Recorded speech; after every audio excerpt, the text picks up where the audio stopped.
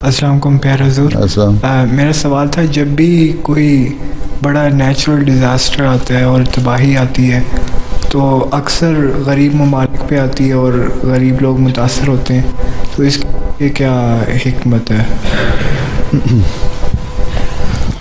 Disaster جب آتا ہے تو غریب ممالک پہ تو نہیں آتا. امریکہ غریب ملک تو نہیں ہے، اس پہ اتنے ہریکینز آ رہے ہیں، ٹورنیڈوز آ رہے ہیں، وہ غریب ملک ہے.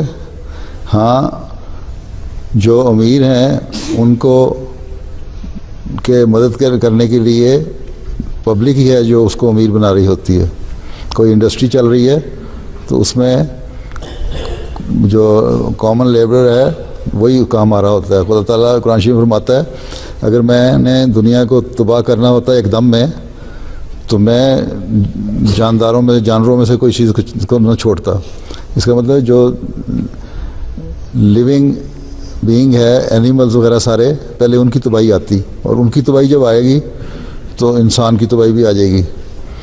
تو اس لیے ایک تو یہ ہے کہ وہ کیونکہ زیادہ ایکسپوجر ان کا ہوتا ہے، غریب زیادہ متاثر اس لیے ہوتا ہے کہ اس علاقے میں ان کے پاس تو اچھے مکان نہیں ہے، یا ایریا نہیں ہے، یا بعض سلمز میں رہنے والے ہیں، یا ڈراؤٹ ہے، تو اس کے لیے امیروں نے کر لیا. لیکن امیر کتنے لوگ ہوتے ہیں؟ ایک تھوڑی سی پاپولیشن ہوتی ہے جو اتنے لیول کی ہوتی ہے کہ جو اپنے آپ کو بچا سکے. باقی کسی بھی قسم کے ڈیزاسٹر سے یا ڈراؤٹ سے یا کوئی بھی ہیزرٹ آتا ہے جو وہ عام پبلک جو متاثر ہوتی ہے تو الٹیمیٹلی وہ دوسرے بھی اس سے متاثر ہو جاتے ہیں. ٹھیک ہے، مختصر جواب اس کا یہی ہے. جزاک اللہ.